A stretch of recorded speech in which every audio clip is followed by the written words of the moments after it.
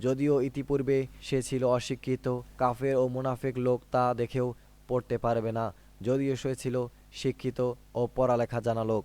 কারণ কাফের ও মুনাফিক আল্লাহ অসংখ্য সুস্পষ্ট দলিল প্রমাণ দেখেও ঈমান আনয়ন করেনি। দাজ্জালের ফিতনাসমূহ ও তার আশারতা। আদম সৃষ্টি থেকে কিয়ামত পর্যন্ত মানবজাতির জন্য দাজ্জালের চেয়ে বড় ফিতনা আর নেই। সে এমন অলৌকিক বিষয় দেখাবে যা দেখে মানুষ দিশেহারা হয়ে পড়বে। দাজ্জাল নিজেকে প্রভু ও আল্লাহ হিসেবে দাবি করবে।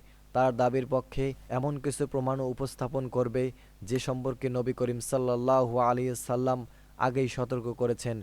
মুমিন বান্দাগণ এগুলো দেখে মিথ্যুক দাজ্জালকে সহজেই চিনতে পারবে এবং আল্লাহর প্রতি তাদের ঈমান আরও বৃদ্ধি পাবে। কিন্তু দুর্বল ঈমানদার লোকেরা বিভ্রান্তিতে পরে ঈমান হারা হবে।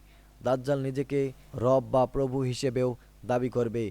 ঈমানদারের কাছে এ দাবিটি সুস্পষ্ট দিবালোকের মতো মিথ্যা বলে প্রকাশিত হবে। দাজ্জাল তার দাবির পক্ষে যত বড়ই অলৌকিক ঘটনাই পেশ করুক না কেন, মুমিন ব্যক্তির কাছে এটি সুস্পষ্ট হবে সে যে একজন অক্ষম মানুষ, পানাহার করে, নিদ্রা যায় এবং প্রসাব পায়খানা করে। সর্বোপরি সে হবে অন্ধ, যার ভিতরে মানবীয় সব দোষ গুণ বিদ্যমান।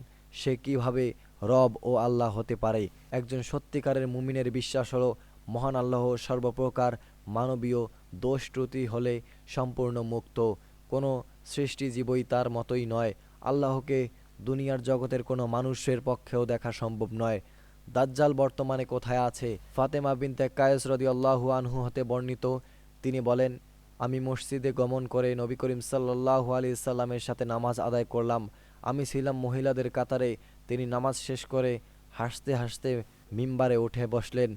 প্রথমেই তিনি বললেন, প্রত্যেকেই যেন আপন আপন জায়গায় বসে থাকে। অতঃপর তিনি বললেন, তোমরা কি জানো আমি কেন তোমাদেরকে একত্রিত করেছি? তারা বললেন, আল্লাহ এবং তার রাসূলই ভালো জানেন। অতঃপর তিনি বললেন, আমি তোমাদেরকে এই সংবাদ দেওয়ার জন্য একত্রিত করেছি যে তামিমদারি ছিল একজন খ্রিস্টান লোক। সে আমার কাছে আগমন করে ইসলাম গ্রহণ করেছে। অতঃপর সে মিথ্যুক দাজ্জাল সম্পর্কে এমন ঘটনা বলেছে যা আমি তোমাদের কাছে বর্ণনা করতাম। দাজ্জাল বিষয়ে পরের পার্টটি পেতে চ্যানেলটি অবশ্যই সাবস্ক্রাইব করে রাখুন। ধন্যবাদ।